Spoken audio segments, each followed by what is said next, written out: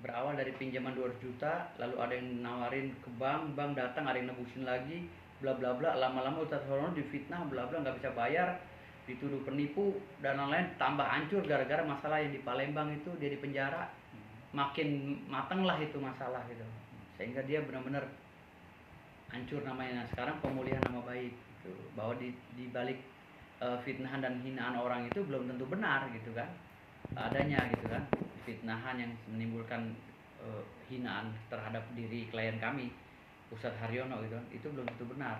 Makanya kami ingin pemulihan nama baik, dan sebenarnya kalau kita balik lagi ya, pembuktian terbalik bahwa mereka lah yang melakukan kejahatan secara parsial gitu. Tapi jalan cerita dari kasus ini sudah ada laporan nggak sih Bang dari pihak abang sendiri, nanti kemana-kemana laporan itu? Saya udah mensomasi Vicky Prasetyo dengan ibunya Emma Ajahra ya kalau nggak salah, Emma Ajahra apa sih ibunya tuh. Jadi tadi malam saya datang ke rumah Vicky karena kita kan sama-sama di entertain. Tadinya saya niat baik lah dengan kawan-kawan tim Lawfom ini, datang ke rumahnya. Kita pikir, oh ini kok ada nama Vicky muncul di sini gitu kan. Coba kita koordinasi dulu deh, jangan sampai salah sebelum kita lempar somasi kan gitu. Ternyata saya kan nggak pernah nonton YouTube tentang selebgram gitu. Saya nontonnya paling masalah perang ya kan, ya Israel gitu, perang Iran gitu, nggak nonton gitu-gituan itu kan. Akhirnya saya datang ke sono, kata siapa, Pak itu rumah yang Pak Haryono udah ditempatin oleh artis. Itu siapa artisnya? Artis itu Pak Vicky Prasetyo. Loh, ya udah kalau gitu saya kesana dulu deh sebelum ngirim somasi ya. Untung gue kesana kan, gue datanglah ke rumahnya, permisi dek, sama staff gue kan, gue suruh gue dalam mobil, permisi dek, ada Mas Vicky nya? Nggak ada. Ini kita mau ketemu tapi nggak apa-apa, besok aja lah. Emang ada apa bang? Ditanyalah sama orang yang di rumah Vicky itu, dijawab lah bla bla bla. Ya udah, saya bilang panggil aja adik itu, ntar saya jelasin, jangan kamu yang jelasin, dipanggil lah gitu kan. Nanya tuh orang, ada apa bang?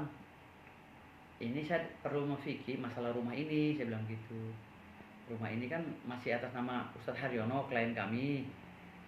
Kok di sini ada Vicky, makanya saya mau nanya gitu loh, sebelum kami lempar somasi, karena saya kan menghargai dia sebagai public figure awalnya ya. Ya udah deh kalau gitu, hanya 5 menit loh saya di situ. Ya udah deh kalau gitu, ini nomor handphone saya, tolong sampaikan ke Vicky, suruh telepon saya sebelum saya bikin somasi. Ya, karena setelah saya tahu ternyata ini bukan atas nama yang ingin kami somasi, ada Vicky di situ, dan itu udah dibalik nama pula gitu kan. Sertifikatnya ke nama Vicky gitu. Udah jelas-jelas yang dengan oknum yang pertama aja belum selesai, ini masuk lagi Vicky balik nama atas nama Vicky atau ibunya kan gitu. Ya diduga, makanya saya datang pulang. Nah, di perjalanan di tol menuju ke Tangerang, saya ditelepon oleh seorang wanita gitu, dengan memaki-maki saya dengan suara yang nggak pantas lah, kayak orang nggak berpendidikan gitu, bla bla bla bla bla bla. Ibu nih ngerocos saja, siapa sih ibu ini?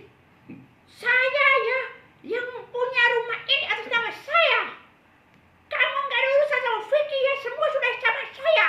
Apa segala? Kamu apa sebelum ngomongnya udah nggak jelas dah pokoknya. Ibu ngapain ngomelin saya nggak kenal ibu, gitu. Saya datang situ baik-baik karena itu Vicky itu public figure. Saya mau ngomongin masalahnya bahwa ini rumah bermasalah, dan saya nggak tahu itu di situ tempatnya ditempatin Vicky sebelum gitu. Kamu yang macam-macam ya, pengacara apa dibilang, pengacara anak baru kemarin apa segala, masalah hukum sama saya. Hah? Kamu belum tahu saya? Wah ilah ilallah, gue bilang tuh manusia kayak jenglot aja laganya gitu. Udah gue di voice note lagi, gue dikata-katain. Gue bilang ibu ini kok kayak nggak berpendidikan. Gue dalam hati gue gitu, kok nggak berpendidikan gitu loh manusianya gitu.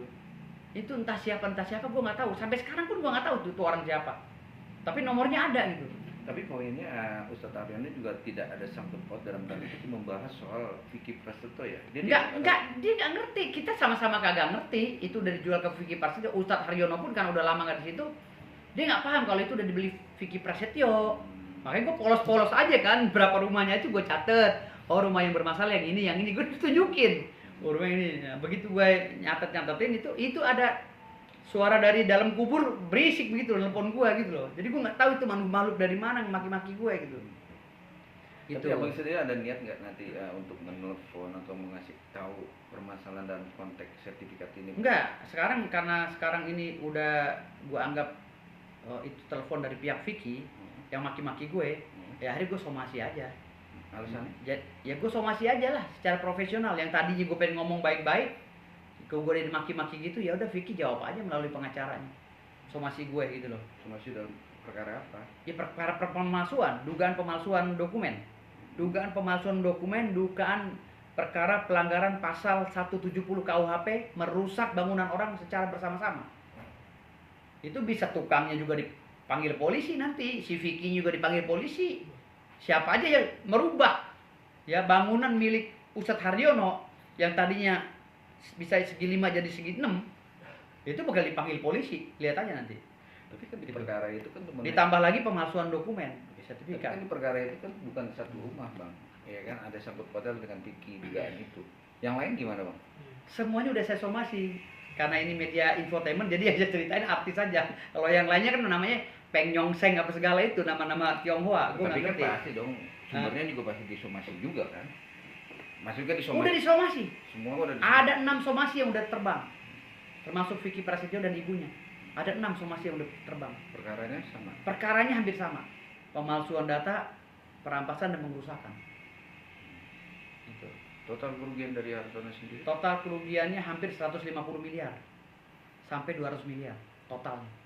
Tapi pesan atau dari Ustadz Haryono sendiri berdamai apa gimana bang? Ustadz Haryono maunya secara ini aja, secara hukum. Gitu. Karena dia udah lama difitnah kan gara-gara masalah itu sehingga pengajiannya bubar di situ kan.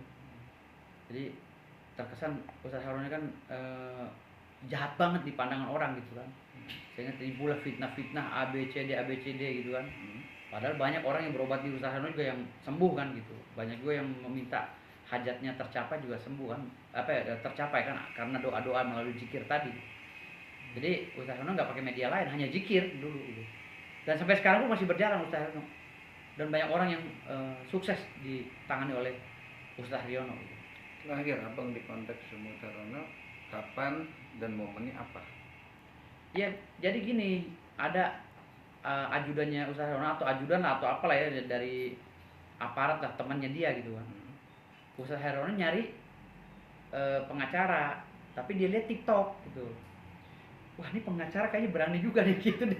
Tolong dong melalui ajudannya atau apanya itu. Saya suka nih pengacara ini, tolong cari ini orangnya katanya. Sampai ketemu katanya gitu. Saya suka pengacara kayak begini karena rumah saya masalahnya jelimet banget. Kayaknya ini yang cocok nih gitu. Dicarilah sama anak buahnya itu, telepon sana telepon sini, ketemu loh, saya kenal. Gitu. Dicari, akhirnya ketemulah sama saya gitu kan. Ketemu sama saya, dibawa ke Tangerang sini. Saya ngobrol-ngobrol, dia seneng, langsung dia rebukan sama keluarganya, langsung 3 hari kemudian bikin surat kuasa. Ya, kuasa pertama ya. Bikin kuasa 3 kali. Bikin surat kuasa, lalu akhirnya berikutnya ya ada yang diperbaiki, ada yang direvisi karena bloknya kurang, ya kan RT RW-nya salah apa segala, direvisi ya, baru berkasnya dikasih ke saya, baru saya layangkan somasi gitu. Rencananya somasi itu untuk ke orang-orang itu kapan bang? Suratnya? Saya somasi udah kirim tadi, yang kemarin juga udah dikirim, yang beberapa hari lalu juga udah dikirim. Untuk si Vicky sendiri udah? Untuk Vicky udah dikirim tadi, udah melalui WA yang ibu-ibu yang dalam kubur itu tadi, yang banyak maki-maki gue, udah gue kasih tuh, gue bilang, tuh somasi buat lu, bilang gitu. Sampai Vicky bilang kan? Responnya? Ya nggak ada, pokoknya udah gue somasi. Nah terus dalam somasi itu gue bilang 3 kali 24 jam lu harus keluar dari rumah itu, karena klien gue ngegadein sertifikat doang, bukan gadein fisik. Harus lu keluar, kalau enggak gue masuk gitu. Gue udah sebar somasi itu ke Polres, kemana, Tebusan, ke kecamatan, kemana, jadi biar dia tahu gitu. Tapi surat sertifikat sendiri sebenarnya masih ada nggak sih faktanya? Sertifikatnya ada sama orang-orang itu dipegang. Udah fotokopi. Udah dipecah? Enggak, sertifikat itu kan masing-masing nama. Jadi dari berapa belas rumah itu, belasan rumah itu, atau berapa rumah lah ya, itu Ustadz Haryono yang sertifikat nomor sekian, nomor Ustadz Haryono ini nama istrinya, ntar Ustadz Haryono berapa, istrinya berapa, kayak gitu-gitu. Kan istri udah meninggal gitu. Jadi Ustaz Herona semua yang ini semua sekarang sama anaknya. Tapi ada pesan nggak dari Ustaz Roni sendiri? Terakhir ketemu. Ya Ustaz Herona bukan Ustaz Herona